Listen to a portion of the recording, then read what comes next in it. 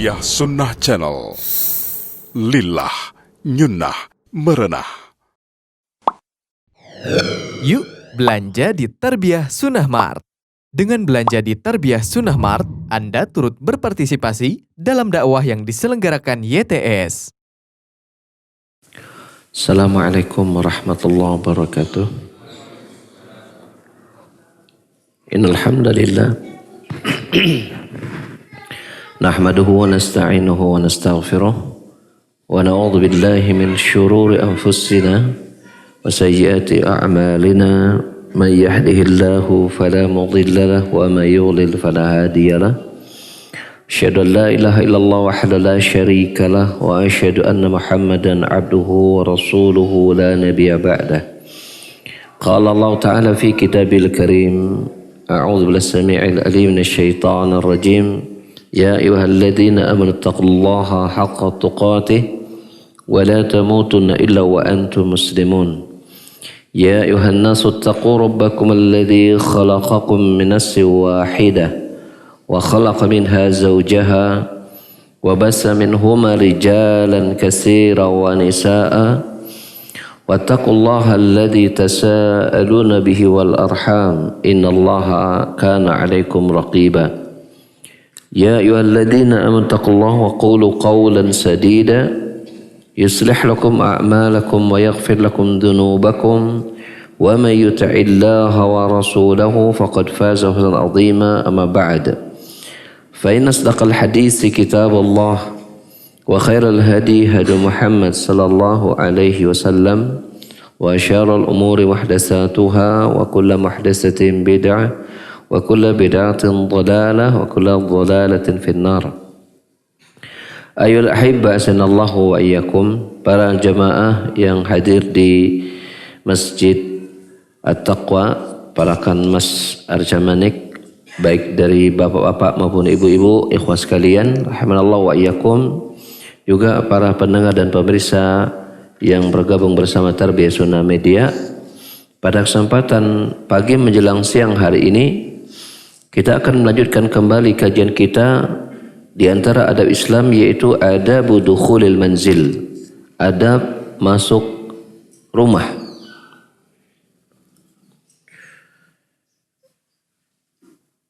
Adab masuk rumah ini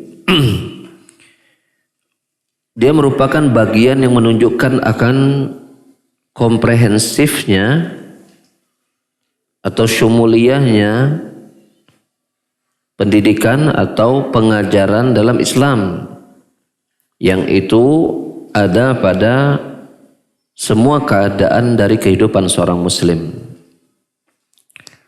Oleh karenanya Islam meletakkan syariat bagi seorang muslim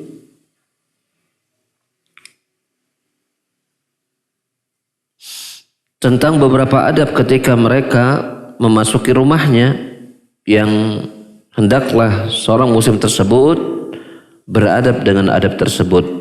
Dan di antara adab tersebut adalah yang pertama, tarqul babi bilutfin, yaitu mengetok pintu rumah dengan cara yang lembut, yaitu ketika dia akan memasuki rumahnya dengan tenang, atau misalnya ketika dia harus memencet bel, ya, bel di pintu rumahnya, maka hendaklah dia juga memencetnya dengan lembut, dengan tenang, karena tidak ada tuntutan bagi dirinya untuk mengeraskan ketukan pintu tersebut atau untuk memencet bel rumahnya tersebut. Misalnya kalau itu berupa bel rumah, dilakukan pencetan itu secara berulang-ulang, mungkin sampai 10 kali, 7 kali gitu kan. Qad yuzazu alal baiti, yang ini kadang-kadang mengganggu sang penghuni rumah bahkan dapat melahirkan ketakutan kepada mereka. Ada sebuah kejadian di masa Imam Ahmad bin Hanbal, ya, ketika ada seseorang yang mengetuk pintu rumah Imam Ahmad bin Hanbal dengan ketukan yang terus menerus, tok tok tok tok tok, gitu. Jadi tok tok tok tok tok tok tok tok tok tok tok, nah gitu. Mungkin mirip kayak menggedor gitu ya. Jadi kalau ngetok pintu kan tok tok, nah gitu. Itu namanya tok pintu. Tapi terjadi di masa Imam Ahmad bin Hanbal ini ada seorang datang ke rumah beliau, ngetoknya tuh gak berhenti-berhenti gitu. Ah gitu, seperti itu kira-kira. Maka faqama wa fatahal bab, lalu Imam Ahmad berdiri dan membuka pintu rumah sambil berkata, hadza daqqus syurat. Ini nih cara ngetoknya aparat keamanan lagi sedang misalnya apa? Ingin menggerebek gitu, menggerebek orang rumah mungkin punya masalah atau apa begitu. Jadi ngetok tuh. Kadang-kadang kan orang tuh nggak sabar ya. Ketok, hei buka, gitu. Ngetoknya seperti itu. Walaupun itu rumah sendiri, bayangkan rumah sendiri. Apalagi kalau rumah orang, ya. Ini yang pertama, ngetok pintunya harus pakai hati, ya. Al-adab tsani, adab yang kedua, isy'aru ahlil bait bid-dukhul, memberikan isyarat kepada penghuni rumah untuk masuk. Ya. Ini ketika misalnya diperkirakan orang rumah tidak menyadari bahwa dia akan masuk rumah. Apa isyarat yang digunakan? Misalnya bin nahnah. Nahnah itu berdehem. Nah, mungkin berdehemnya orang Arab nah kali ya. Nah begitu. So ini bahasa Arabnya nah gitu. Ya. Au bi tarqil ardi birjilaihi, atau misalnya dengan apa? Mengetok-ngetokkan kedua kakinya ke lantai. Ya, begitu. Manfaatnya adalah la yufaji'u bihi fayirta'u. Ini ya agar ada persiapan dari penghuni rumah dan mereka tidak kaget. Ya, kalau udah kaget itu nanti ya cenderung mereka merasakan ketakutan. Atau jangan sampai penghuni rumah menyangka ya bahwa mereka sedang dimata-matai.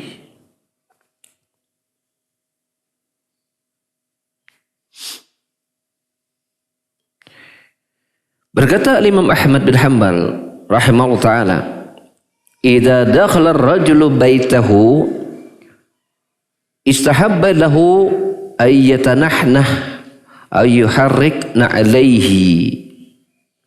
Jika seseorang memasuki rumahnya, maka dianjurkan baginya untuk berdehem atau menggerak-gerakkan kedua sandalnya atau kedua sepatunya. Ya, dengan cara apa? Mungkin dibunyi-bunyikan sepatunya, mungkin dilentak-lentakkan ke lantai. Sehingga tuan rumah tahu, ada suara tuh di luar. Gitu kan? Atau berdehem. Oh, ini si bapak ya, gitu kan? Seperti itu.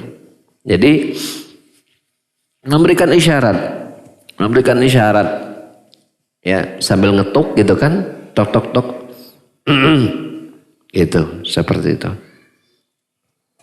Jadi orang rumah sudah otomatis tahu karena berdehemnya si bapak mah khas gitu misalnya.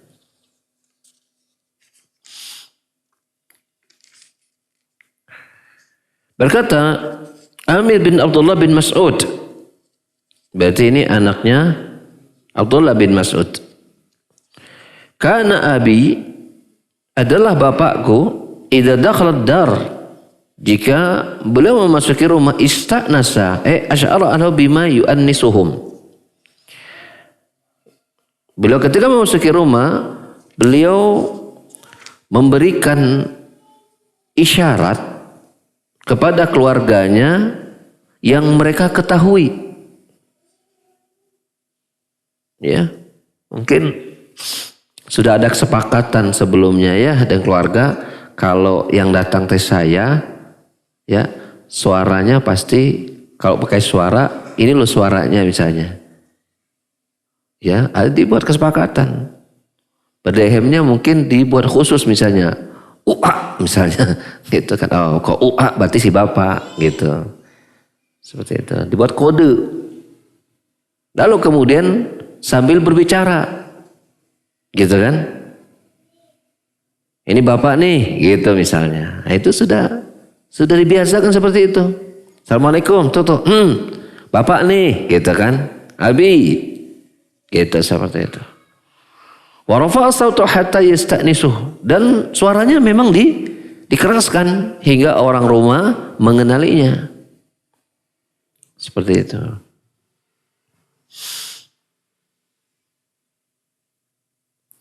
Berkata Abdullah bin Ahmad bin Hanbal, anaknya Imam Ahmad, kana abi idza dakhala bil masjid ila al-baiti yatribu birijlaihi qabla yadkhul ad-dar hatta yasma'a darban na'lihi lidukhul ila ad-dar wa rubbama tanahnaha liya'lama man fid dar bidukhulihi.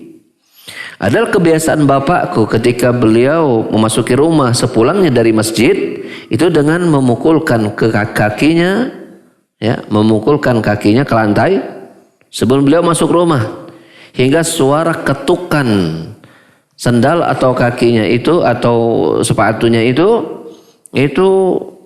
terdengar, ya, terdengar sebelum beliau memasuki rumah. Kadang-kadang beliau diiringi dengan apa? Dengan berdehem, sehingga orang rumah tahu, ya, bahwa Imam Ahmad sang bapak ini akan masuk ke rumah.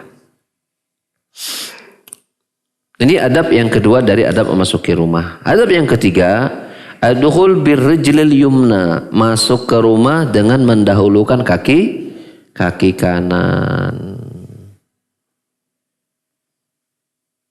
Berdasarkan keumuman bahwa Rasulullah SAW itu menyenangi sesuatu itu dimulainya dari kanan. Ini berarti ada isyarat. Kalau keluar rumah, keluarnya dengan kaki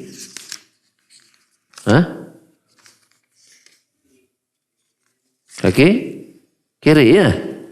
Sebentar, Ana mau tuh keluar rumah. Ntar di sini dibahas gak sebelumnya? Mengagokan. Ntar.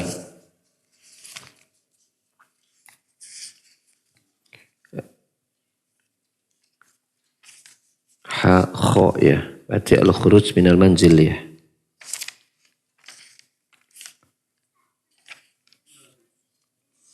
Ada gak keluarnya dengan kaki mana? Enggak ada, ya? Oh, enggak ada. Allahu a'lam bishawab. Ya. Jadi ketika beliau mengatakan bahwasanya masuknya ke rumah dengan kaki kanan, ada kesan bahwa keluar rumah masuk kakinya kaki kiri, ya. Tapi ini enggak dibahas pada adab sebelumnya. Allahu a'lam bishawab. Ya, kecuali beliau ketika masuk WC, ya. Kalau masuk WC, ya, masuknya kaki kiri. Allahu a'lam bishawab, ya. Ini saya nggak tahu karena penulis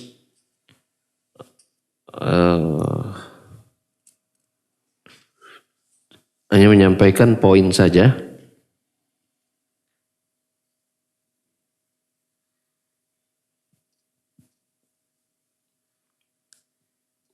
Bahwa memang Nabi SAW secara umum menyenangi sesuatu itu dimulainya dari kanan. Tetapi bahwa masuk rumah dengan kaki kanan, ya Allah a'lam bishawab, ya. Maksudnya apakah kaki kiri jadi masalah atau tidak, gitu maksudnya. Ini Allah bisawab. Ini pendekatan penulis dan saya kira bisa kita praktekkan. Cuman ada kesan ini isyarat berarti keluar dari rumah pakai kaki kiri. Ya, mungkin disamakan dengan adab ketika keluar dari masjid ya. Keluar dari masjid itu keluarnya kaki kiri. Karena mungkin di luar rumah itu, di luar masjid itu berbahaya. Mungkin pendekatannya bisa ke sana ya. Bahwa di luar rumah ini juga ada hal yang berbahaya sehingga memulainya kaki kiri. Allahu a'lam bishawab. Karena ketika adab keluar rumah tidak dijelaskan kakinya kaki mana di buku ini. Al-adabur rabi', adab yang keempat adalah zikrullah ta'ala. Zikrullah ta'ala inda dukhulil bait. Itu mengingat Allah Subhanahu wa taala ketika memasuki rumah.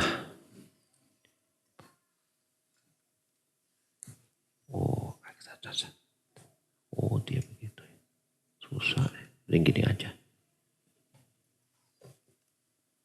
Nah.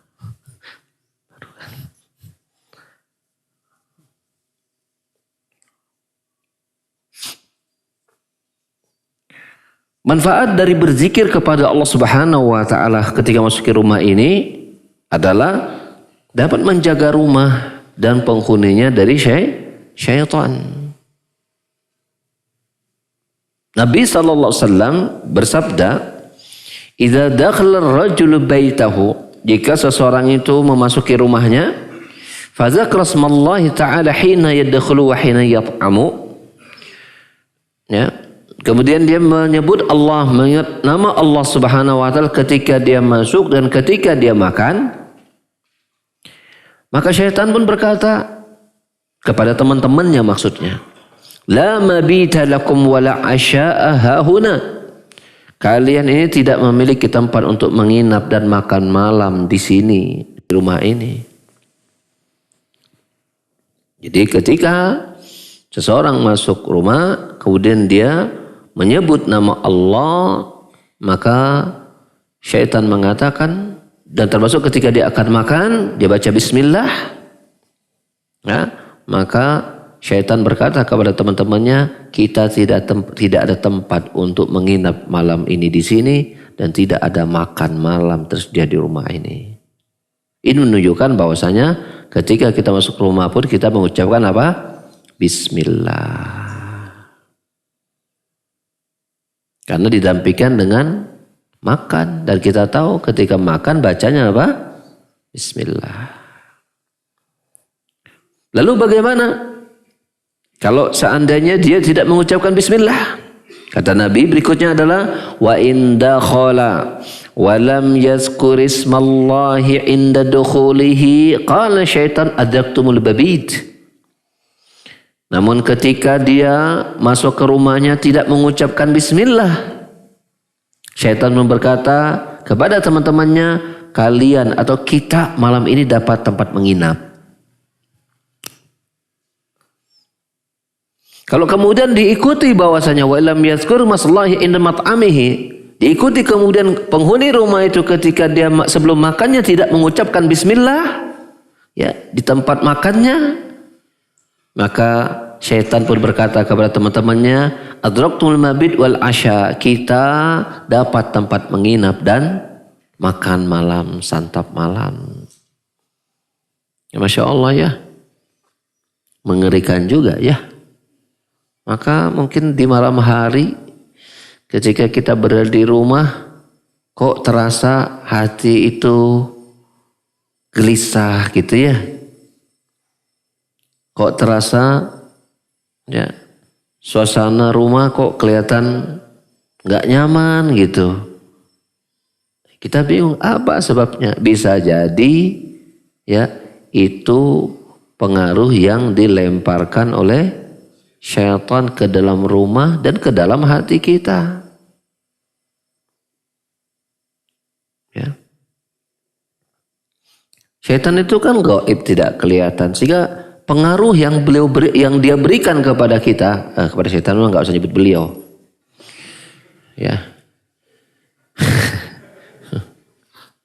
Dia aja goda kita nggak permisi dulu kan. Karena dia makhluk gaib, tentu pengaruh yang diberikan kepada dari dirinya kepada kita tentu juga bisa jadi sangat samar. Kita tidak bisa mendeteksinya. Tapi terasa oleh kita gitu. Ada apa ini? Saking samarnya ya pengaruh itu atau sebab itu atau godaan itu kepada kita, seringkali kita tidak bisa menangkap bahwa itu akibat dari si setan ini.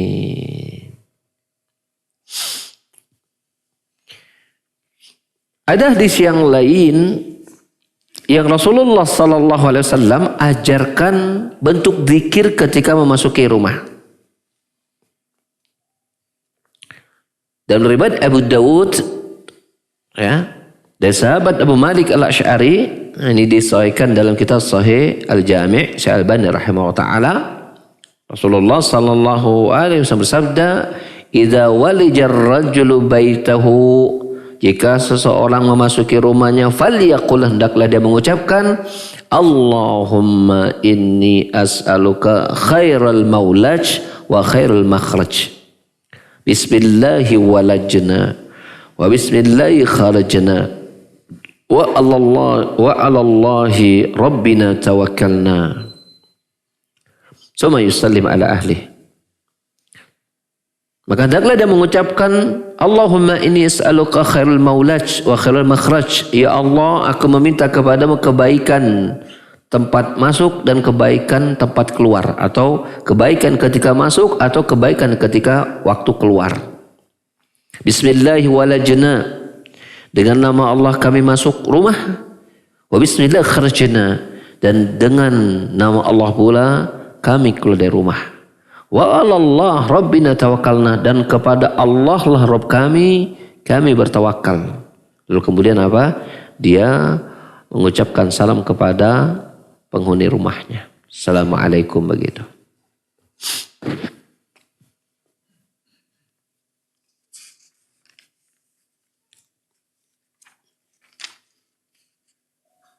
Maka hadis ini juga menjadi dalil pada adab berikutnya. Itu adab yang kelima adalah at-taslimu ala ahlil bait, mengucapkan salam kepada penghuni rumah. Kalau mengucapkan doa ini ya minimal bismillah. Minimal bismillah.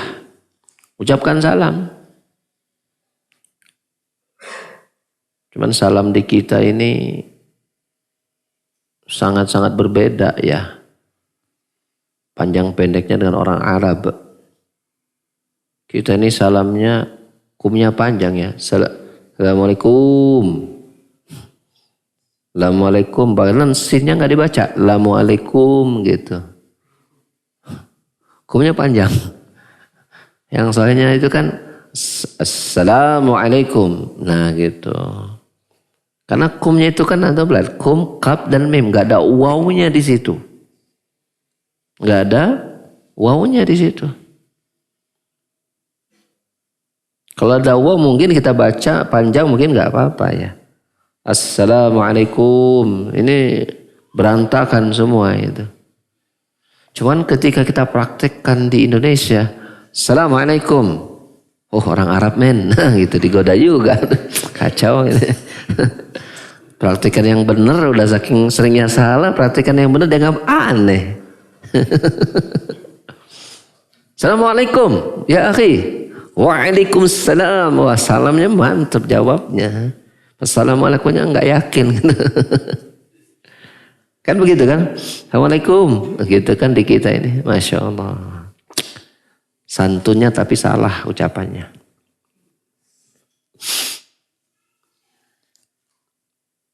Susah ya memulai sesuatu yang sudah menghilangkan kebiasaan yang sudah biasa tapi salah gitu, dan memulai sesuatu yang baru tapi benar gitu susah ya. Tapi kalau nggak dimulai dari sekarang kapan lagi ya gitu. Dia dibiasakan, nanti lama-lama biasa.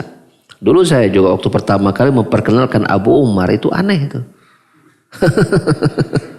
Abu Umar nama baru nih.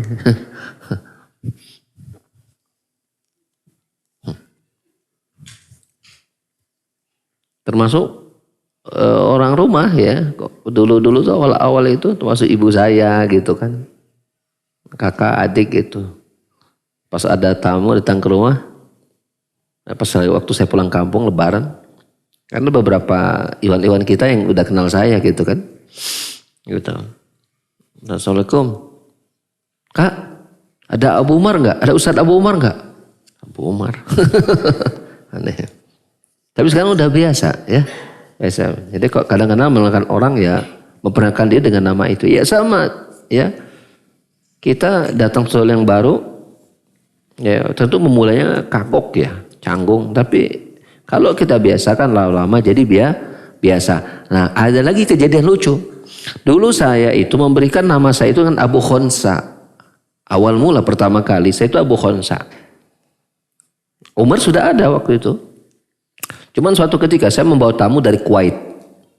Ya, tadinya Ustaz Abu Haidar mendampinginya, cuma Ustaz Abu Haidar lagi ada Jakarta, nelpon saya, udah antum dampingi orang Kuwait ini, gitu.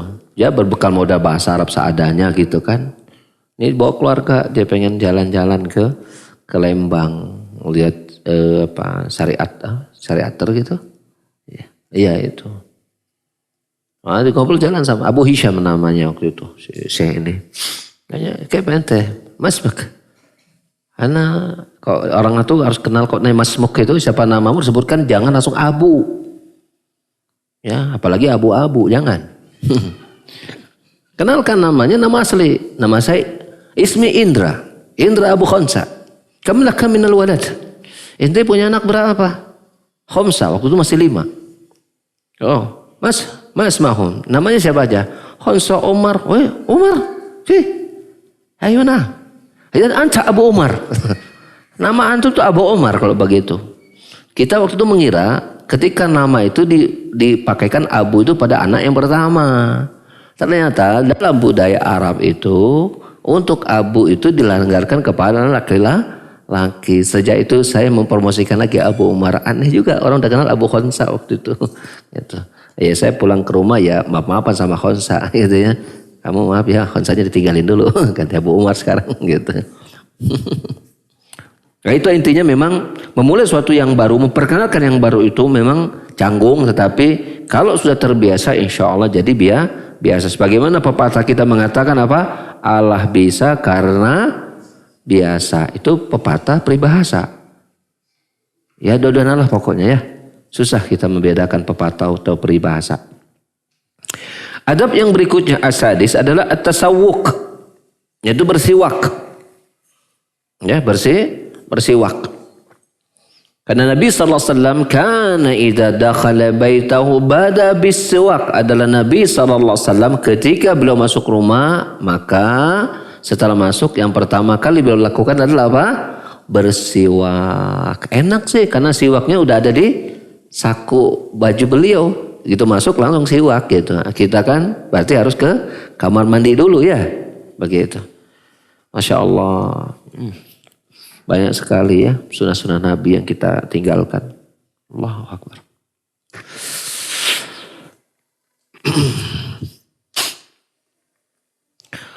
Adab ini kata penulis, wa fihi nadhafatun lil fammi wa fi tadyibul liraihati wa idharul ihtimam bizaujati wa tazayyunin laha. Ada 3 hikmah. Ya, bersiwak ketika memasuki rumah. Ya, ada 3 hikmah. Hikmah yang pertama, nadhafatun lil fam. Mengapa? Membersihkan gigi. Ini perhatian Islam kepada gigi itu luar biasa ya. Masya Allah, hampir setiap tempat itu bersiwak terus. Mau wudhu siwak, mau sholat bersiwak, masuk rumah bersiwak. Allahu Akbar. Indah sekali agama ini ya. Hikmah yang kedua, fi tatyibul liraihatihi. Ya. Ini juga lebih membaguskan bau mulut lah, ya. Jadi mulut itu enggak terbau.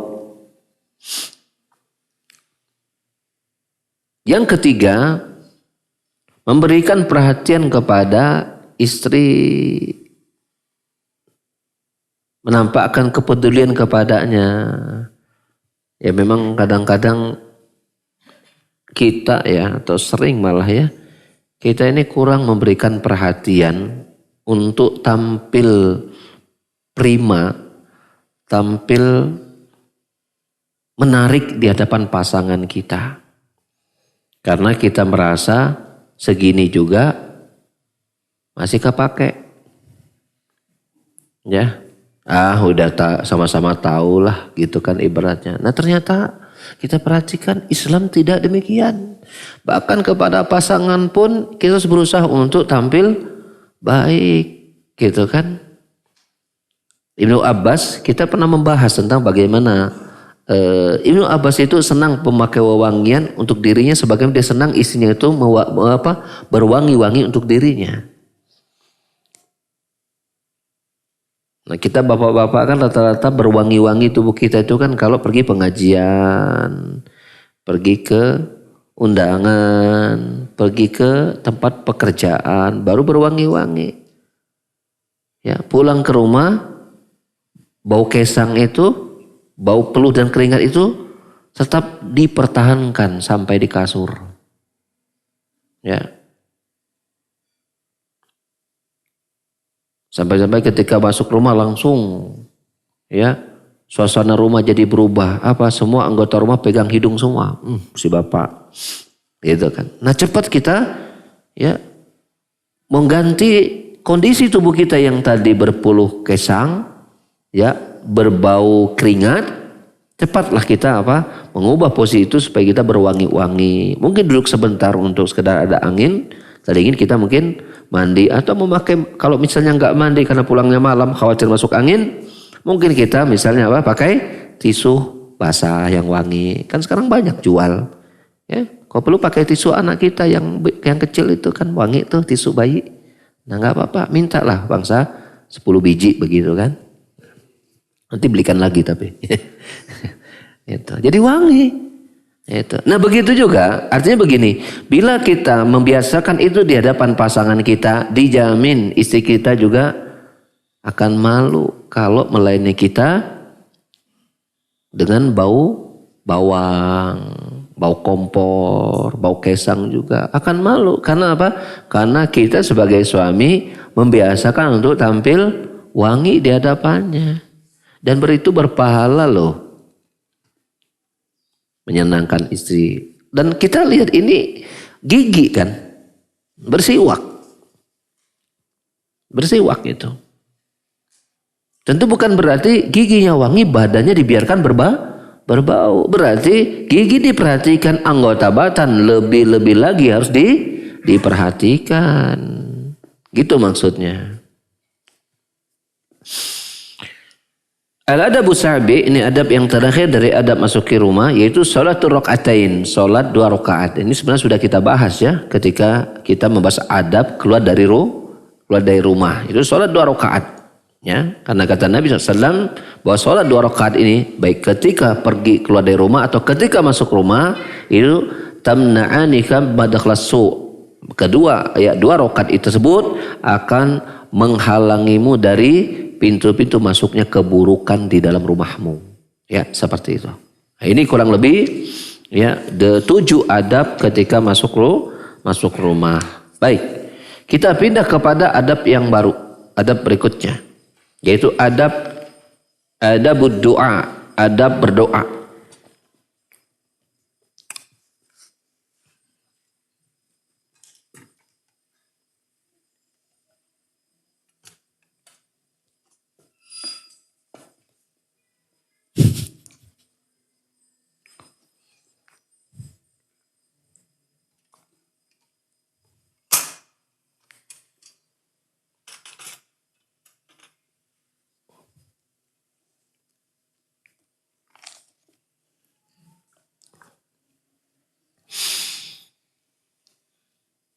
Sangat penting untuk kita baca muqaddimah dulu dari penulis tentang adab ini. Kata beliau, inna lid-du'ai manzilatan 'azimatan fil Islam fa huwa min a'zamil ibadat li'annahu yadhharu hajazal insani rabbi subhanahu wa ta'ala fi jalbin naf'i wa daf'id dharri.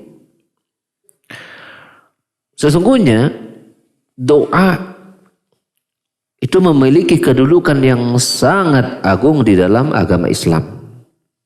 Dia merupakan seagung-agung ibadah. Hal itu dikarenakan dengan berdoa seorang hamba ya itu menampakkan rasa butuhnya yang sangat kepada Allah Subhanahu wa ta'ala, baik untuk meraih perkara yang bermanfaat untuk dirinya atau menolak mudarat ya yang tidak dia inginkan. Ini yang pertama. Jadi bahwa berdoa itu adalah bentuk perwujudan seorang hamba mengekspresikan rasa butuhnya dia kepada Allah Subhanahu wa ta'ala untuk meraih apa yang bermanfaat dan untuk menghilangkan perkara yang mudarat. Taulah kita di sini berarti orang yang tidak rajin berdoa, bahkan tidak pernah meminta sama sekali kepada Allah, adalah orang yang tidak merasa butuh kepada Allah. Dan itu salah satu sebab Allah memurkai dirinya. Sebagaimana Nabi bersabda, "Man lam yas'alillaha yaghdab alaihi." Barang siapa yang tidak berdoa, yang tidak meminta kepada Allah, maka Allah akan murka kepada dirinya. Memang aneh luar biasa, manusia itu kok tidak doa sama Allah padahal setiap detik itu dia itu butuh kepada Allah Subhanahu wa ta'ala. Ya, karena Allah yang memberikan kehidupan kepada dirinya. Allah bisa dalam 1 detik atau sepersekian detik itu menjadikan manusia itu binasa. Mudah bagi Allah. Mudah bagi Allah. Ini yang pertama, bahwasanya doa itu adalah perwujudan rasa butuhnya seorang hamba kepada Allah Jalla wa'ala. Yang kedua, wa kadzalika yadhharu ta'alluqu al-insani bi rabbi wa iqbali alaihi. Demikian pula itu menampakkan ketergantungan seorang manusia itu kepada Rabb-nya dan menghadap kepada Allah Subhanahu wa ta'ala. Artinya doa itu merupakan perwujudan bagaimana seorang hamba itu senantiasa selalu terikat kepada Allah Subhanahu wa ta'ala. Selalu terikat kepada Allah Subhanahu wa ta'ala. Menunjukkan bahwa dia selalu menghadap Allah Subhanahu wa ta'ala. Karena sesungguhnya la haula wa la quwata illa billahi azza wa jal. Karena sesungguhnya tidak ada satupun pergerakan ya, berpindahnya satu keadaan dengan keadaan yang lain, dan tidak adanya satupun kemampuan kekuatan yang ada kecuali semua itu berasal dari Allah Jalla wa'ala. Ya, dengan kalimat la haula wa la quwata illa billah. Itu realitanya. Jadi tidak ada satupun pergerakan atau perpindahan dari satu keadaan kepada keadaan berikutnya. Seorang dari diam bergerak menjadi diam atau yang lainnya. Ya. Dan tidak ada satupun kemampuan untuk menggerakkan sesuatu. Baik kemampuan menggerakkan otak untuk berpikir, kemampuan untuk menggerakkan badan sehingga bergerak, ya, termasuk kemampuan mengalirkan darah. La haula quwata illa billah, itu semua datang dari Allah Subhanahu wa ta'ala. Apakah kita mengira darah mengalir ini kita yang ngatur? Saya pengen mengalirnya itu, pengen nggak mau cepat-cepat, Wahai darah, cicing. Gitu. Bisa kita begitu? Wahai darah, agak kencengin dikit. Gitu. Nggak bisa. Kita sendiri nggak bisa mengatur apa? Mengatur peredaran darah kita seenak perut kita. Betul tidak? Oh bisa Ustaz. Ya, caranya adalah kalau saya bergerak cepat, nanti darah saya akan berputar dengan cepat. Baik, kita tanya. Mestinya Anda kalau jadi pengatur mestinya diam aja. Anda diam, kemudian atur darah Anda mengalirnya lebih cepat. Gak bisa. Iya kan? Gak bisa seperti itu. Namun betapa manusia itu sangat butuh kepada Allah karena Allah yang mengatur seluruh alam semesta termasuk keadaan dirinya. Nah, berdoa ini walidoai adabun, memiliki adab-adab. Idza ta'addaba biha ad-da'i lam yakad du'auhu yurad. Bila kemudian seseorang itu memperhatikan atau beradab dengan adab-adab seperti ini, maka hampir-hampir doanya itu tidak akan tertolak.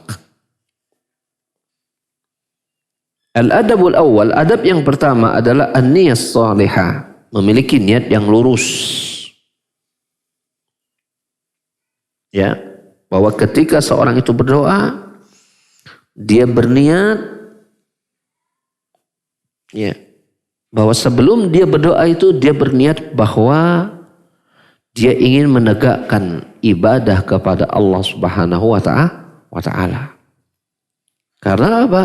Karena berdoa itu merupakan seagung-agung ibadah.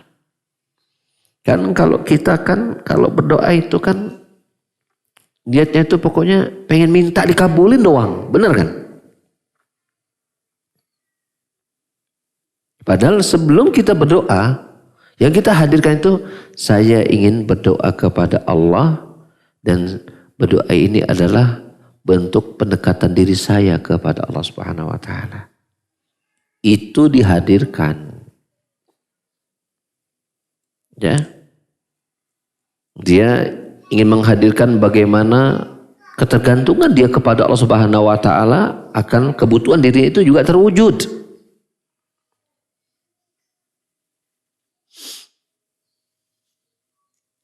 Fa inna man 'allaqa hajatuhu billahi ta'ala lam yakhub abada. Maka sungguhnya barang siapa yang selalu menggantungkan hajatnya kepada Allah Ta'ala, maka dia tidak akan pernah merugi selama-lamanya. Dia tidak akan binasa selama-lamanya. Sehingga bila setiap detik seorang manusia itu selalu Allah yang dia hadirkan, maka dia pasti akan beruntung.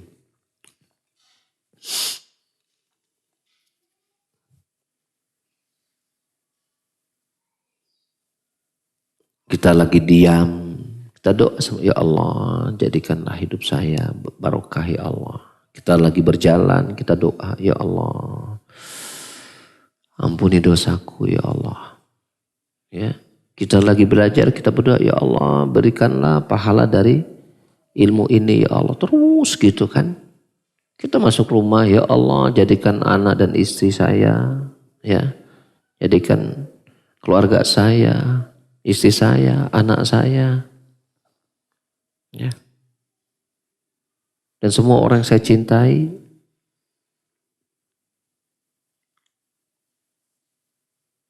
Mereka menjadi hamba-hamba yang soleh ya terus gitu. Seterusnya kita makan minum ya Allah jadikan minum ini barokah ya Allah. Hampir setiap waktu. Bila keadaan manusia sudah seperti itu, maka tidak ada yang bisa mencelakakan dirinya. Allah Subhanahu wa Ta'ala berfirman, banyak ya dalam Al-Quran tentang hal ini. Wa may yatawakkal Allah fahuwa hasbuh. Barang siapa yang menggantungkan hatinya hanya kepada Allah, Allah akan mencukupkan dirinya.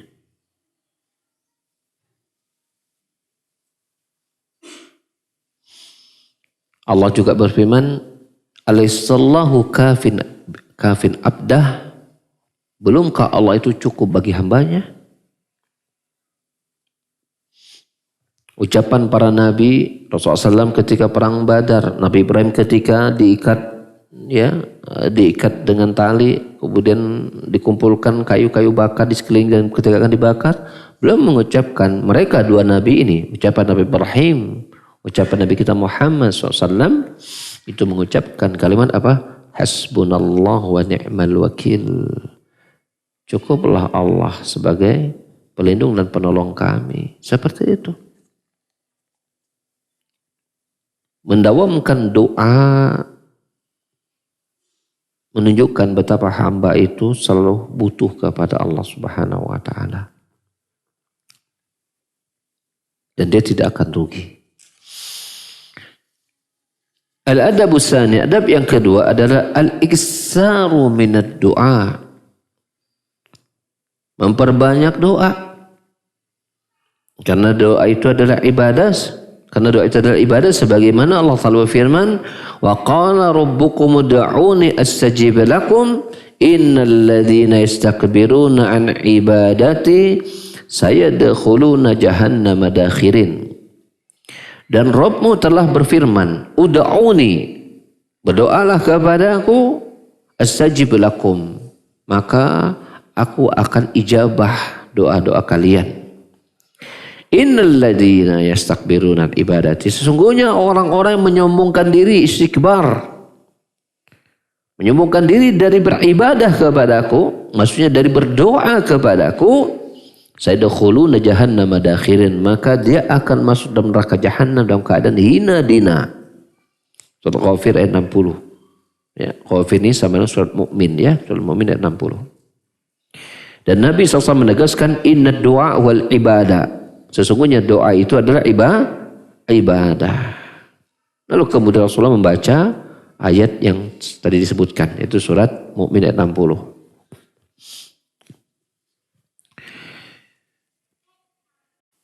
Wa du'a fi baitillah, doa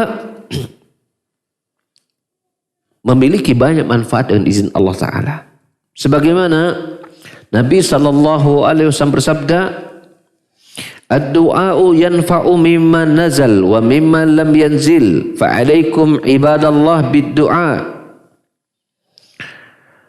Doa itu memberikan manfaat baik dalam keadaan yang sudah terjadi atau yang belum terjadi. Maka wahai para hamba Allah, wajib bagi kalian untuk berdoa. Ini hadis At-Tirmidzi dari sahabat Abdullah bin Umar, disahihkan dalam Sahih Al-Jami'. Maka dari itu hendaklah seorang muslim memperbanyak doa selalu, karena dia adalah semulia-mulia ibadah, dan dia adalah sesuatu yang paling mulia di sisi Allah Subhanahu wa taala. Laisa syai'un akrama 'ala Allah taala min doa, kata Nabi SAW, tidak ada satu perkara yang paling mulia di sisi Allah Subhanahu wa taala mengalahkan doa.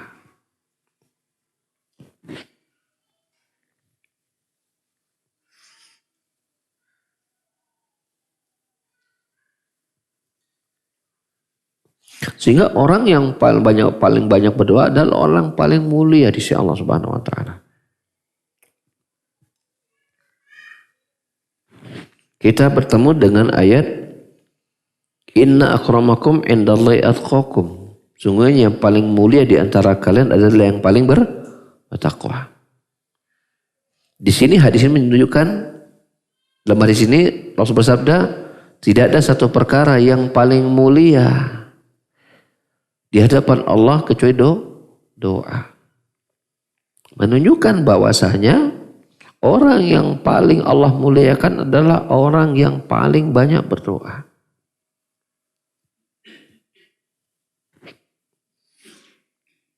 Kan doa itu tampaklah perwujudan orang itu betul-betul seorang hamba yang selalu butuh kepada Sang Khalik.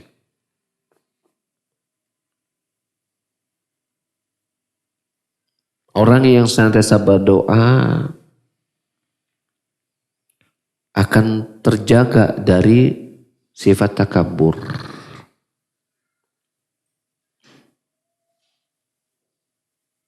Ya. Karena orang yang jauh dari berdoa, maka dia akan menggantungkan apa yang ada di hadapannya dengan perkara-perkara dunia, termasuk kepada keunggulan pribadinya.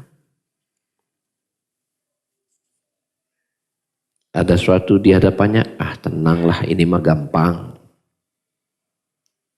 Ya kan? Gampang, ini mah simpel. Boleh tidak berkata seperti itu? Ya, kalau lisannya mengucapkan itu, ya, sebagai bentuk dia mengabarkan situasi yang ada, tapi hatinya tetap bergantung kepada Allah, apalagi dia iringin ucapan insya Allah Ta'ala, maka terkikis darinya sifat takabur, sikap sombong, sikap lalai dari Allah dan tidak butuh kepada Allah, terkikis dari dirinya. Maka hamba-hamba yang seperti itu menjadi hamba yang paling Allah istimewakan di hadapannya.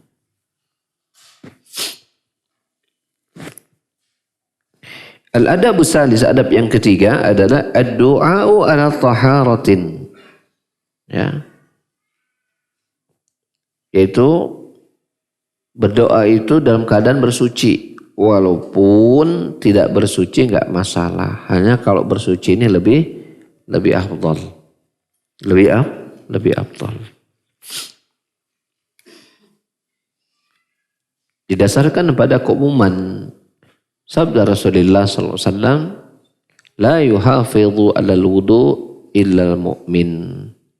Tidak ada yang senantiasa menjaga berwudu, menjaga ya dalam keadaan tak bersuci, kecuali dia seorang mukmin.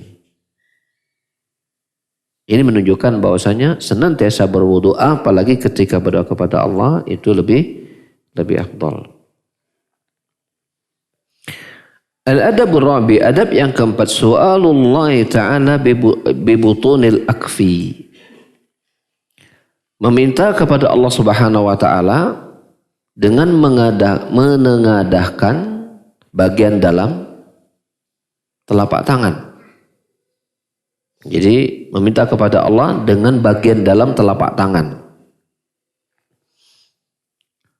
Nabi SAW telah bersabda, idza sa'altumullah ta'ala fas'aluhu bi butuni akfikum wa la tas'aluhu bi zuhuriha. Jika kalian meminta kepada Allah Ta'ala, maka mintalah dengan bagian dalam telapak tangan kalian.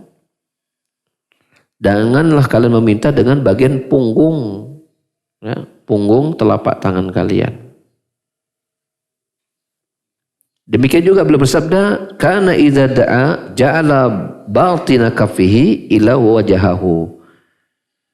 Adalah Nabi SAW digambarkan ketika beliau berdoa, beliau menjadikan bagian dalam telapak tangannya itu menghadap wajahnya.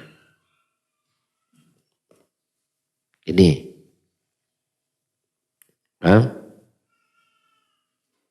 Ya. Karena kebanyakan kita kan kalau berdoa kan ada yang begini kan. Nah, tangannya menghadap ke langit. Nah, kalau kita di Nabi SAW, ya, di para sahabat itu dia apa? Bila kemudian hajatnya semakin besar, maka angkat dan kelihatan ketiak. Gitu. Tapi pandangan matanya enggak ke atas. Enggak begitu. Tetap pandangan matanya di depan atau di bawah. Ya, seperti itu.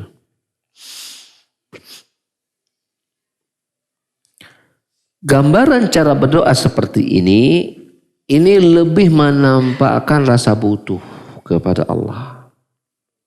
Ya, dalam keadaan dia sedang menanti pengabulan, dia mengangkatkan kedua tangannya, menjadikan telapak dalam tangannya itu ke atas, menunggu apa yang akan diberikan Allah kepada dirinya. Adab yang kelima, bahkan mengangkat kedua tangan sampai kelihatan bagian putih ketiak. Nabi bersabda, "Ma min 'abdin yarfa'u yadayhi hatta yabduwa ibtahu yas'alallahu masalan illa atahu iyahu." Tidaklah seorang hamba dia mengangkatkan kedua tangannya untuk berdoa tentunya sampai kelihatan ketiaknya, dia meminta. Ya, dalam keadaan seperti dia meminta kepada Allah dengan satu permintaan, kecuali Allah akan mengabulkan apa yang dia minta tersebut. Ya, ini menunjukkan betapa sang hamba ini betul-betul sangat merintih dan memelas kepada Allah Subhanahu wa Ta'ala. Ya Allah, gitu. Jadi kita dapat sekarang kan kadang-kadang kalau kita lihat di televisi parabola ya, atau orang yang pernah umroh lihat ada orang Arab tuh kok udah tuh, ya Allah. Apalagi kok misalnya pas lagi sholat witir gitu kan, pas Ramadan kan doa tuh apa ya? Kita perasaan nggak pernah ya begitu ya. Kita mah kadang-kadang ada orang berdoa itu kedua telapak tangannya di atas lutut gitu. Ya kan, betul nggak? Ada yang di perut saja. Jadi salah KB. Ya, ada yang ya tangannya itu entah gimana gitu. Ya seperti itu. Jadi minimal menghadapkan wajah. Kalau hajatnya semakin besar, ini sebagaimana disimpulkan oleh hadis-hadis yang seperti ini disimpulkan oleh Syekh Shalih Al-Syekh ya dalam syarah di Arba'in Nawawi. Itu menggambarkan bila hajat Anda semakin besar, maka angkat sehingga ketiak Anda kelihatan. Menunjukkan betapa Anda itu sangat mendesak, ya Allah, gitu kan. Datangkan jodoh saya, ya Allah. Saya sudah 30 tahun lebih sudah ngejomblo, lama kasih saya, ya Allah, gitu. Misalnya. Begitu. Doa minta sama Allah. Gitu. Dan memang ngejomblo saya kasih saya kan. Gitu.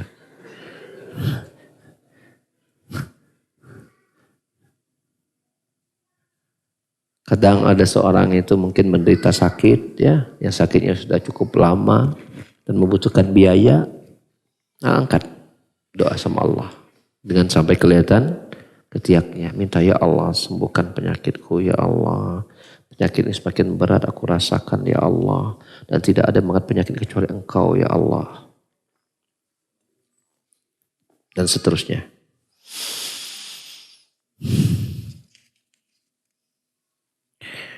Adab yang keenam adalah al-bada'u bihamdillahi ta'ala wassana'i alaihi. Memulai dengan memuji Allah Subhanahu wa taala dan menyanjungnya.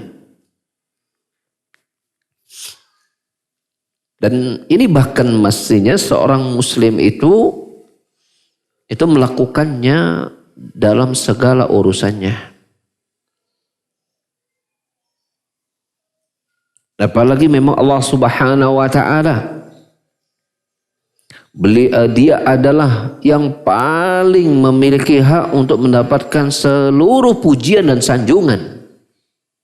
Bila seorang itu berdoanya seperti ini keadaannya, memuji dan menjauh Allah Subhanahu wa ta'ala, fahaza aqrabu ilal ijabah. Ini akan lebih dekat kepada pengabulan doa. Bahkan mari kita lihat Nabi SAW ya, di hari kiamat yasjudu indal arash. Beliau bersujud di samping arash. Di sisi arash pada hari kiamat. Jadi ketika ya, yaumul fasal, hari penentuan hukum, dzalika yaumul fasal, hari kiamat itu ketika seluruh manusia dikumpulkan di padang mahsyar. Lalu kemudian Allah Subhanahu wa ta'ala dekatkan matahari beberapa mil saja. Mereka merasakan kepayahan dan bercucuran keringat-keringat mereka sesuai dengan amal yang pernah mereka lakukan di dunia. Ada yang keringatnya hanya sampai kepada lutut, sampai ke badan. Ada yang menutupi seluruh badan dan tenggelam dengan keringatnya. Mereka merasakan kepayahan pada hari itu. Mendatangi Nabi Adam agar Nabi Adam minta kepada Allah, ya, agar urusan di hari kiamat ini di padang mahsyar ini segera diselesaikan. Adam tidak bisa. Datang kepada Nabi Nuh, nggak bisa. Datang kepada Nabi yang lain, Nabi Musa, datang ke Nabi Isa. Ya. Sampai akhirnya datang kepada Nabi SAW, kemudian apa? Nabi bersujud doa kepada Allah. Nabi bersujud, berdiri dan bersujud. Saya berdiri kemudian ini bersujud kepada Allah Subhanahu wa taala di sisi Arsy. Memuji Allah Subhanahu wa taala dengan pujian yang sangat panjang. Dan beliau tidak bangun-bangun saat itu. Ini sama ya, bagaimana Nabi SAW itu memikirkan umatnya luar biasa. Saya terharu ketika bagaimana dalam perang Badar ya, dalam perang Badar itu. Kaum muslimin itu dalam keadaan luar biasa. Ini perang pertama, jumlah muslimin 300, jumlah kaum kafirin itu 1000. Ya. Sampai 1000 lebih dikit ya, sekitar 1013. Berkecamuk perang saat itu. Maka Nabi SAW masuk ke dakhala ila khaymatihi, masuk dalam kemahnya. Lalu kemudian dia berdoa sambil mengangkat tangan dan kelihatan ketiaknya. Minta, ya Allah, bila engkau tidak tolong, ya, idza lam tansur hadzal asabah lam tu'bad abadan fil ardi. Jika engkau tidak tolong pasukan ini ya Allah, engkau tidak akan disembah selama-lamanya di muka bumi ini ya Allah. Terus minta kepada Allah, ya Allah. Sampai Abu Bakar itu masuk melihat bagaimana kesungguhan dan merintih dan memelasnya Nabi SAW dan berdoa kepada Allah Subhanahu wa taala. Dia berkata, cukup ya Rasul, cukup ya Rasul, cukup. Sudah ya Rasul, sudah. Sampai seperti itu merintihnya Nabi SAW. Ini pula sama. Bahkan lebih dahsyat lagi bagaimana Nabi bahkan bersujud. Memuji Allah dan merintih kepada Allah agar urusan manusia di padang mahsyar ini dimudahkan, diselesaikan. Maka kemudian Allah pun berkata kepada Nabi kita, ya Muhammad, irfa' ra'sak, angkatlah kepalamu. Wa qul yusma'lak, ucapkan, maka ucapanmu didengar. Wasal tu'ta, mintalah, permintaanmu akan diberi. Washfa' tusyaffa', mintalah syafaat, ya, dan engkau akan diizinkan untuk memberikan syafaat. Ini Rasulullah Sallallahu Alaihi Wasallam.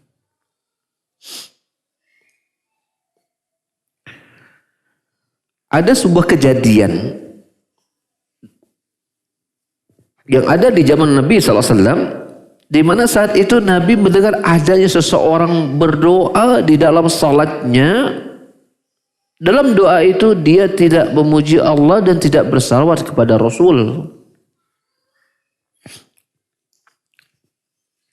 Lalu Rasulullah SAW berkata tentang orang ini, ajil hada. Orang ini tergesa-gesa ini. Langsung minta sama Allah, enggak dimukaddimah itu dengan memuji Allah dan bersalawat kepada Rasul Nabi. Summa da'ahu, lalu Nabi memanggil orang itu. Ya, memanggil orang itu. Lalu berkata, idza shalla ahadukum falyabda bi tahmidi rabbi azza wajal was sana'i alaihi. Nabi berkata, jika salah seorang dari kalian salat, lihat Allah tidak mengatakan jika kamu sholat tuh, nah gitu. Betapa santunya ucapan Nabi dalam pengajaran ya. Padahal ini orang jelas-jelas yang dituju untuk diberikan nasihat. Nabi tidak mengatakan jika kamu sholat tuh, enggak. Nabi mengatakan jika salah seorang dari kalian sholat, Enggak langsung to the point. Falyabda ya. Maka ketika dia kemudian ingin berdoa, falyabda bitahmidi rabbihi azza wajal. Hendaklah dia memulai dengan memuji Rabbnya azza wajal wassana'i alaihi, dan menyanjung Allah Subhanahu wa taala. Summa yusalli ala nabi SAW, kemudian dia bersalawat kepada Nabi SAW. Summa yad'u ba'da bima syaa. Kemudian setelah itu dia boleh berdoa minta sekehendak yang dia inginkan. Hadis ini juga menjadi dalil bahwa sebelum kita meminta apa yang kita minta, maka ya selain kita harus memuji dan menyanjung Allah Subhanahu wa taala, yang kedua adalah apa? Bersalawat kepada Nabi sallallahu alaihi wasallam. Apalagi ya, ada hadis yang menekankan bahwasanya kullu du'ain mahjubun hatta yusalli 'ala nabi sallallahu alaihi wasallam. Setiap doa ya itu terhalangi pengabulannya sampai seseorang itu bersalawat kepada Nabi sallallahu alaihi wasallam.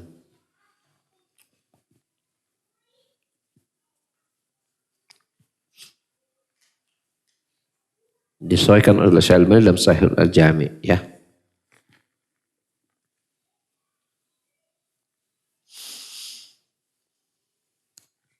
Adab berikutnya adalah ayyabda'a bid-du'a li nafsi awalan. Memulai meminta dalam isi doanya itu untuk dirinya sendiri dulu. Di dalam Al-Quranul Karim terdapat banyak isyarat-isyarat yang seperti itu. Misal surat Nuh ayat 8, Rabbighfirli wali walidayya. Ya Robku, ampuni dosaku dan kedua orang tuaku.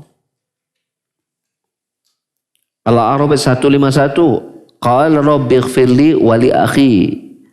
Ya, dia berkata, Robku, ampuni dosaku dan dosa saudaraku. Juga dalam surat Al-Hasyr 10, Rabbana ighfir lana wa li ikhwanina alladhina sabaquna bil iman. Ya Rabb kami, ampuni dosa-dosa kami dan dosa saudara-saudara kami yang mereka telah terdahulu dalam iman. Dan ini juga disampaikan oleh Nabi SAW, karena idza dzakara hadan fada'a lahu bada bi nafsihi. Ya, adalah Nabi SAW ketika beliau ingin mendoakan seseorang, maka beliau mendoakan ya, dulu untuk dirinya sendiri, ya, baru untuk orang didoakan. Ini menunjukkan bahwasanya ketika kita berdoa, minta dulu untuk diri kita sendiri. Kita tahu bahwa setiap anak itu mencintai kedua orang tuanya, tapi Nabi SAW mengajarkan untuk tetap dahulukan untuk meminta untuk diri sendiri. Bisa dengan doa Rabbighfirli wali walidayya, kan begitu, warahmuka warahmas saghira untuk diri sendiri.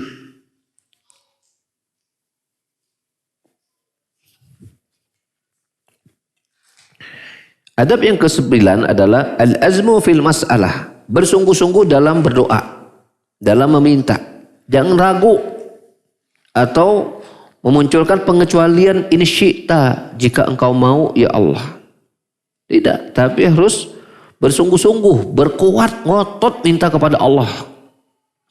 Nabi SAW bersabda, la yaqulanna ahadukum Allahumma ighfirli in syi'ta, Allahumma arhamni in syi'ta, Allahumma rzuqni in syi'ta, wal ya'zimal mas'alata fa innahu yaf'alu ma yasha la mukriha lahu. Ya. Nabi bersabda, janganlah salah seorang dari kalian mengucapkan doa dalam doanya seperti ini. Ya Allah, ampuni aku jika engkau berkehendak. Ya Allah, rahmati aku bila engkau berkehendak. Ya Allah, berikan rezeki kepada aku jika berkehendak. Artinya gini, kalau enggak engkau ampuni juga enggak apa-apa, gitu kesannya. Kalau engkau enggak kasih aku rezeki juga enggak apa-apa. Seserah engkau ya Allah. Kalau engkau mau ngasih, mangga. Engkau juga enggak mau ngasih, enggak apa-apa ya Allah. Nah, ini enggak boleh seperti itu. Ya. Wal ya'zimal mas'alah. Wal ya'zimil mas'alata. Mestinya dia harus apa? Menguatkan kesungguhannya dalam meminta. Karena sungguhnya Ya Allah berbuat apapun yang Allah kehendaki dan tidak ada yang memaksa Allah. Jadi ada kesan kalau engkau mau ya Allah, engkau silakan ampuni aku. Kalau enggak juga enggak apa-apa. Jadi ada kesan apa? Yang pertama menggambarkan dia enggak butuh kepada Allah Subhanahu wa taala ucapan tersebut. Ya, enggak bersungguh-sungguh. Yang kedua, ya, seolah-olah ada yang mengatur Allah Subhanahu wa taala. Kalau engkau berkehendak silahkan, kalau engkau enggak mau juga enggak apa-apa. Jadi seolah apa? Dia menggambarkan bahwa Allah itu ada yang memaksa. Yang ketiga, ada kesan bahwasanya berat bagi Allah untuk mengampuni doa, mengabulkan doanya. Jadi mungkin dia berasa dia banyak dosa. Ya Allah, aku banyak dosa. Ya, kalau engkau mau ya Allah ampuni ya. Kalau enggak juga ya gimana lagi gitu kan. Nah, seperti itu. Jadi kesannya seolah-olah dia menggambarkan Allah berat untuk mengabulkan doa yang dia minta. Berarti itu ada kesan apa? Melecehkan Allah. Kemampuan Allah untuk mengabulkan doa. Kan kadang-kadang ada orang itu kan, saya itu dosanya udah banyak, mungkin ya Allah ngabulkan, Allah terima taubat saya ya kalau saya bertobat, kalau saya berdoa kepada Allah, kira-kira Allah kabulkan gak doa saya, gitu kan? Maka mungkin dari dia melihat dirinya begitu hina, maka mungkin membawa dia tidak yakin dan berdoa, ya Allah, ya gitu ya, ampuni aku ya Allah, kalau ya itu kalau engkau mau ya Allah, kalau enggak ya aku memang berhak untuk mendapatkan azab ya Allah, enggak apa-apa ya Allah, enggak kau ampuni juga, gitu kan? Karena aku memang pantas mendapatkan azabmu. Misalnya seperti itu, maka ini enggak boleh. Maka ini enggak boleh. Karena kadang ada sebagian orang itu ya mengira bahwa dirinya telah banyak melakukan dosa, kesalahan kepada Allah Subhanahu wa taala, maka kemudian ketika dia minta agar Allah mengampuni dirinya, dia merasa dia enggak layak untuk mendapatkan ampunan tersebut, maka dia berdoa kemudian mengatakan, ya Allah ampuni aku ya Allah, bilang kau mau, tapi kalau enggak kau ampuni juga enggak apa-apa ya Allah, aku memang pantas mendapatkan adab dan tidak engkau berikan ampunan, maka ini tidak boleh. Tidak boleh. Harus bersungguh-sungguh minta, ya Allah ampuni dosaku ya Allah. Engkau tahu dosaku sangat banyak ya Allah. Tapi engkau tahu kepada siapa lagi aku meminta ampunan kecuali hanya kepadamu ya Allah. Wa may yaghfiru dzunuba illa anta. Tidak ada yang bisa mengampuni dosa kecuali engkau ya Allah. Allahumma inni zalamtu nafsi dzulman katsira wa ma yaghfiru dzunubi illa anta faghfir li maghfiratan min indik warhamni innaka antal ghafurur rahim. Ya Allah, sesungguhnya aku telah banyak mendolimi diriku ya Allah dengan dosa-dosa yang kulakukan kepadamu ya Allah.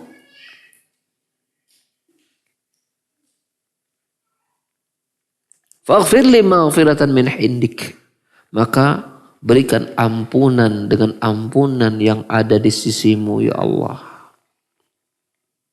Wa may yaghfiru dzunuba illa anta. Dan tidak ada yang bisa mengampuni dosaku yang banyak ini ya Allah kecuali engkau saja ya Allah. Artinya kepada siapa lagi aku meminta ampunan kecuali kalau bukan kepada engkau ya Allah. Faghfir li maghfiratan min indik warhamni innaka antal ghafur. Maka berikan ampunan dengan ampunan yang ada di sisimu ya Allah, dan berikan rahmatmu kepadaku ya Allah, dengan rahmat yang ada di sisimu. Itu doa yang Rasulullah ajarkan kepada Abu Bakar As-Siddiq. Ya, ketika beliau meminta kepada Rasulullah, ya Rasul alimni doa fis shalah. Aqra fis salati. Ya Rasulullah ajarkan aku sebuah doa yang aku baca dalam salatku ya Allah. Maka Rasulullah mengajarkan doa itu. Allahumma inni zalamtu nafsi dzulman katsira wa ma faghfir wa ma yaghfiru dzunuba illa anta faghfir warhamni innaka antal ghafurur rahim. Dibaca dalam salat. Ya, mungkin ketika kita sedang sujud, mungkin ketika kita setelah tasyahud akhir sebelum salam baca. Allahumma inni zalamtu nafsi dzulman katsira Waghfirli wa ma yaghfiru dzunuba illa anta faghfirli maghfiratan min indik warhamni innaka antal ghafurur rahim dan seterusnya. Ya, itu bagus untuk kita baca. Ya. Yang minta diajarkan doa itu siapa? Abu Bakar As-Siddiq, orang yang paling jauh dari dosa. Rasulullah masih ajarkan doa, ya Allah sungguhnya aku telah banyak menzalimi diriku. Ya, padahal apa kedudukan kita terhadap Abu Bakar As-Siddiq? Jauh. Apa peran kita untuk Islam dibanding Abu Bakar As-Siddiq? Jauh. Iya kan? Tapi Rasulullah masih mengajarkan doa dan ungkapan, ya Allah aku telah banyak menzalimi diriku dengan kezaliman sangat banyak dan tidak ada yang mengampuni dosaku kecuali Engkau ya Allah. Ampuni aku dengan ampun yang ada sisimu ya Allah. Sayangi aku dan sungguhnya Engkau Maha Pengampun lagi Maha Penyayang. Itu yang mesti, itu doa ketika Rasulullah ajar kepada Abu Bakar As-Siddiq. Abu Bakar membacanya sering atau tidak? Dibaca sering itu oleh Abu Bakar As-Siddiq. Padahal dia orang yang paling wara menjaga dirinya dari perbuatan maksiat dan dosa. Apalagi kita. Mestinya doa itu harus sering lebih banyak kita baca. Ya, karena kita bukan Abu Bakar As-Siddiq dari sisi keutamaan.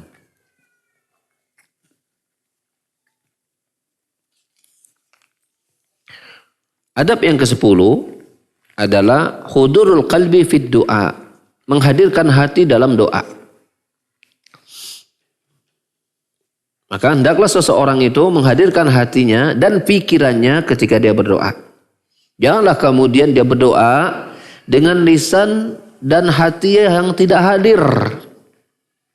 Karena doa dengan cara yang seperti ini, dengan gambar yang seperti ini adalah doa yang tidak akan Allah kabulkan.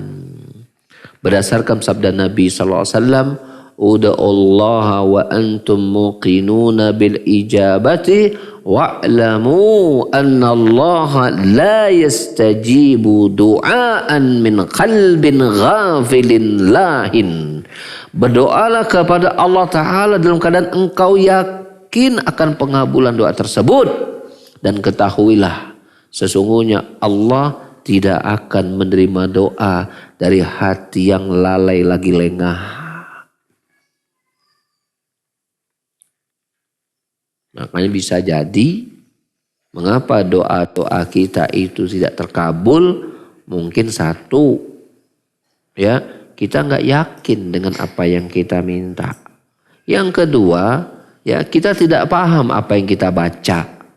Yang ketiga, kita tidak menghadirkan hati dan kesungguhan pada apa yang kita minta.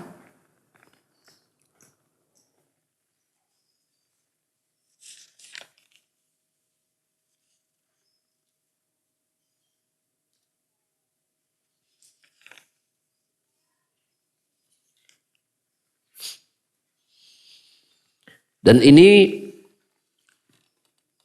menjadi dalil hadis ini juga tentang diantara ada berdoa adalah apa? Yakin akan pengabulan doa. Apalagi Allah telah menyatakan apa? Ud'uni astajib lakum. Berdoalah kepadaku, aku akan kabulkan doa kalian. Dan Nabi juga, Allah juga telah berfirman surah Al-Baqarah ayat 186, wa idza sa'alaka ibadi anni ya fa inni qarib ujibu da'wata da'i idza da'an. Jika hamba-hambaku bertanya kepadamu Muhammad tentang diriku, maka sampaikan bahwa aku itu dekat dalam pengertian mengabulkan doa-doa orang yang berdoa ketika dia berdoa kepadaku. Menunjukkan apa? Menunjukkan cepatnya pengabulan doa tersebut bila mereka meminta. Maka harus yakin bahwa doa kita itu pasti terkabul. Namun ada penghalang lain yang harus kita hindari agar doa kita itu terkabul. Ya, yang tadi sudah disebutkan, yang pertama jangan sampai ragu. Ya kan? Yang kedua harus dengan hati yang hadir. Ya. Dan harus dengan hati yang hadir, ya bersungguh-sungguh yakin dikabulkan doa. Kemudian apa? Dengan hati yang hadir, Kemudian yang lain adalah dalam doa itu jangan berisi doa yang mengandung apa? Dosa, permintaan dosa atau memutuskan hubungan silaturahim. Nabi bersabda, ma min ahadin yad'u bi du'ain illa atahu Allah ma sa'al aw kafa anhu min as-su' misliha ma lam yad'u bi ismin aw qati'ati rahim. Tidaklah seseorang itu berdoa dengan sebuah doa kecuali Allah Subhanahu wa taala akan memberikan apa yang dia minta atau menjaganya dari keburukan yang semisal doanya tersebut selama dia tidak berdoa dengan yang isi kandungan dosa atau memutuskan silaturahim. Maka hendaklah seseorang itu mewaspadai dari berdoa yang mengandung kejelekan atau mengandung dosa. Akan tetapi ada pengecualian dalam hal ini ketika kita mendoakan keburukan untuk orang kafir dan orang zalim. Maka ini termasuk yang dikecualikan. Karena ini banyak dalam Al-Quran Al-Karim juga Nabi SAW yang menunjukkan doa untuk kehancuran, kebinasan bagi kaum kafirin. Di antara yang jelas adalah kunut nazilah.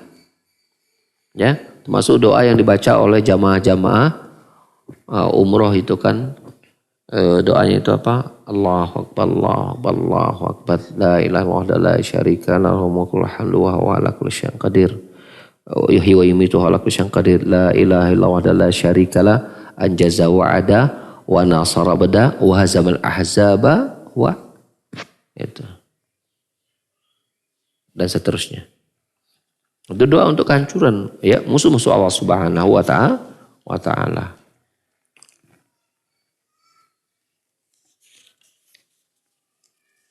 Dan ini sampai di sini dulu ya kajian kita.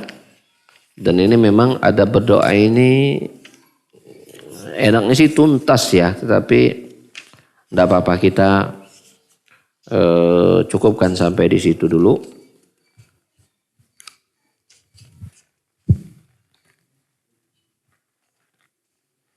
Untuk ada yang lainnya kita akan lanjutkan pada waktu yang akan datang insya Allah dan harus sampai tuntas ya, harus sampai tuntas.